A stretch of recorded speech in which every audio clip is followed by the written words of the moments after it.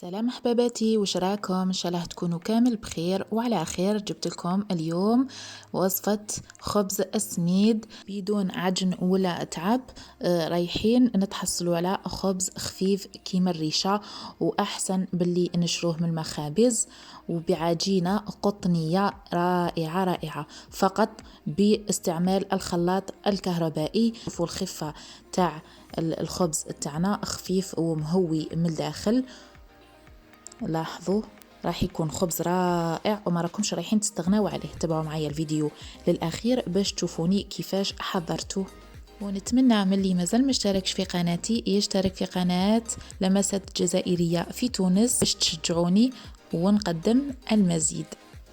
مروا مباشرة للمقادير وطريقة التحضير. نبداو بسم الله. لهنا عندي كيلة متوسطة، هذه اللي راح نكيل بها ونعبر بها المقادير كاملين.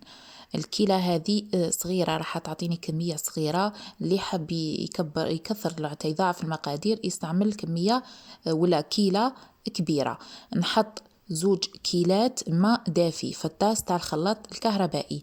الخلاط الكهربائي ضروري في الوصفة هذه لأنه ما راحيش نستعملوا العجانة وما راحيش نعجنوا بيدينا. نحط مغرفة كبيرة سكر ومغرفة كبيرة خميرة الخبز، ونفس الكيلة اللي كيلت بها الماء ندوها سميد رطب. معناتها درت 2 كيلات ما دافي يقابلهم كيلة واحدة تاع سميد رطب. نحطهم يتخلطوا في الخلاط الكهربائي مدة 3 دقائق. لهنا لازم يكون عندنا خليط جاري شوية باش نجمو نرحوه في الخلاط الكهربائي. الطريقة هذه للناس اللي ما يتوفر لهمش العجانة معناتها، والخلاط الكهربائي تقريبا موجود في جميع البيوت. شوفوا القوام تاع العجينة كيفاش لازم تكون هكا باش تنجم تتخلط في الخلاط الكهربائي. الآن نفرغوا الخليط هذاك في قصعة اللي راح نخدموا فيها ولا في إناء. نضيفوا له مغرفة صغيرة ملح، لهنا الملح حسب الرغبة، تقدروا تكثروا تقدروا تنقصوا. نضيف لهم 3 مغارف كبار زيت الزيتون. من المستحسن زيت الزيتون لأنه صحي كما نقول لكم دايما. من بعد نجيب 2 كيلات تاع فارينة، نفس الكيلة اللي كيلت بها السميد والماء نكيل بها الفارينة. درت الكيلة الأولى ونبدأ نلم في العجينة تاعي، من بعد نضيف الكيلة الثانية. لهنا كل وحدة والفارينة تاعها. أنا الكيلة الثانية هذيك ضفتها كاملة، ومن بعد في الآخر ضفت مغرفة كبيرة تاع فارينة. معناتها انتوما ديروا الكيلة الأولى وديروا الكيلة الثانية بشوية برك، وانتوما تلموا هكا باش ما تغلبكمش العجينة اون سي جامي تجيكم قاصحة، خاطر العجينة لهنا لازم تجيكم. شوفوا أنا لهنا ضفت لها الفارينة، ضفت قيس واحد 2 مغارف كبار تاع فارينة هكاك فوق الكيلة الثانية. معناتها درت 2 كيلات فارينة وضفت معاهم 2 مغارف كبار معمرين مليح. شوفوا القوام تاع العجينة كيفاش لازم تكون، مشي جارية كامل لكن تكون طرية وتتلصق في اليدين. كمل لم العجينة كامل تاعي بلا ما ندلكوها، نلموها برك ونخلوها تريح تخمر في عقلها، ونغطوها بكيس بلاستيكي ولا بابي فيلم ونحطو فوقها منديلة ونخلوها تخمر حتى تضاعف الحجم تاعها 3 مرات. خلوها تخمر في عقلها. بعد ما تكمل تخمر نرجعوا لها. شوفوا كيفاش انتفخت ما شاء الله. نهبطوا لها الخمور تاعها ونفرغوا منها الهواء هذاك.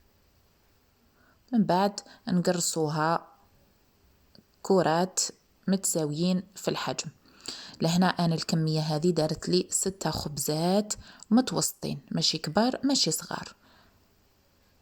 لهنا ما تخافوش من العجينه راح تجي تتلصق بزاف، غير بشويه ساعدوها وما تخافوش معناتها ما تقولوش بلي رانا العجينه راهي جاتنا تتلصق لازم نزيدوا لها الفرينه، لا لانه رايحين نخبزوها في السميد. فرشت شويه سميد فوق سطح العامل ونحط الكورات هذوك اللي راني قاعده نقسم فيهم، حطيتهم فوق هذاك السميد. نكمل 6 كورات مع الكمية كامل اللي خرجت لي 6 كورات ونحطهم فوق السميد. ولهنا كي نقسموهم ونلاحظوا بلي وحدة كبيرة على الثانيين نقدروا نقصوا منها هكا ونضيفوا في الكرة اللي جات صغيرة وهكا نساووهم بنفس الحجم. نكمل الكمية كامل ونرجع لكم. والآن نروح نجيبوا كل كرة نفرشوا عليها كمية معتبرة من السميد ونبقاو نكوروا فيها في هذاك السميد هكا وندوروا فيها باش تدي شكل كروي مليح، معناتها باش يولي الوجه تاعها املس هكا. ندوروا فيها بالكف تاع يدينا ونضيفوا لها السميد بهذا الطريقه، نبقاو نكوروا فيها هكا. من بعد نشدوها بين الكفوف تاع يدينا ونبداو ننفضوا فيها باش نحو منها هذاك السميد، كميه السميد الزائد منها باش نحوه منها هكا ونحطوها فوق ورق الطبخ، فوق بابي كويسون كنا حطيتوه في فوق البلا اللي راح نطيب فيه في الفور مباشره باش ما تعبنيش من بعد ونبقى نحول فيها من بلاطو لبلاطو. مباشرة في البلاطو لكم رايحين دخلوه للفرن، حطوا فوقه ورق الطبخ وحطوا الخبيزات تاعكم كما قلت لكم نرمدوها في السميد. من بعد نبقاو هكا ننفضوا فيها من هذاك السميد الزائد. كمل الكمية كامل هكا بنفس الطريقة نكورها في السميد ونرمدها في السميد. من بعد نحي منها السميد الزائد هذاك بعد ما حطيتها فوق ورق الطبخ في البلاطو اللي راح ندخلو للفرن. نبدا هكا نبسط فيهم ماشي رقاق بزاف وماشي خشان، خلهم متوسطين. من بعد نجيب اللام هذا تاع الحلاقة يكون نظيف ويكون جديد، نعمل فيهم هكا خطوط كيما تحبوا تعملوا هكا علامة زائد، تحبوا هكا تعملوا. انا قسمتها على 3، عملت فيها 3 خطوط ونرجعوها نحطوها في البلاصة تكون سخونة باش تعاود تخمر لنا بالخف وما تديش الوقت.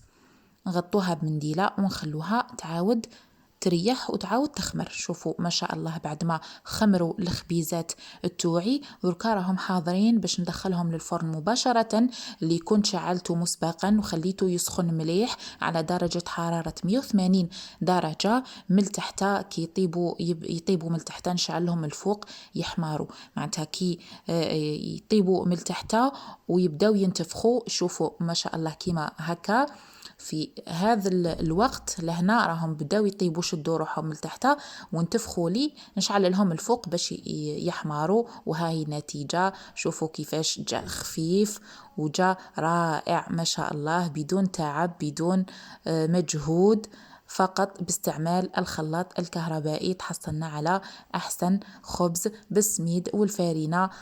رائع صدقوني. شوفوا الشكل تاعو هو اللي راهو يتحدث، شوفوا كيفاش خفيف.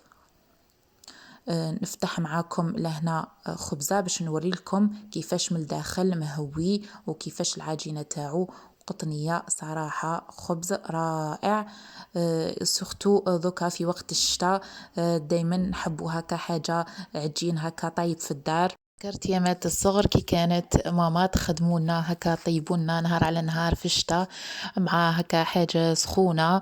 ربي يخليها لي ويخلي لكم كامل أمهاتكم.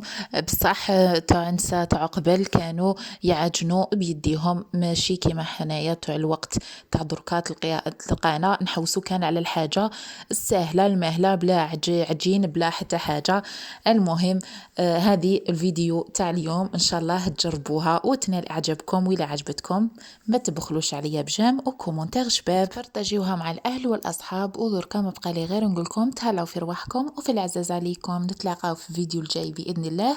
باي باي.